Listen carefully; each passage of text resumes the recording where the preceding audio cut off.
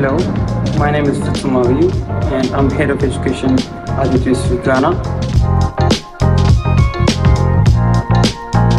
It's been over 6 months since A2SV expanded to Ghana, and I would say we have been doing a good job so far. In A2SV Education, our students pass through different phases. Those phases are the onboarding phase, the first education phase, the first camp, the second education phase, the project phase, and the second camp phase. And after that, our students will be ready to interview at top tech companies.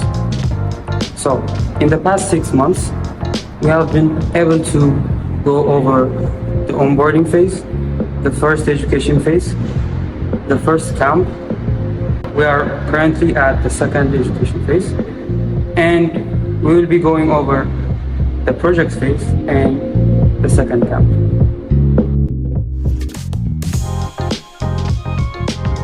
In A2SV Ghana, we haven't even completed all of the education phases, but one of our students has been able to secure an internship opportunity at a top tech company, and we consider that as a big success since it's going to be exemplary for other fellow Ghanaians.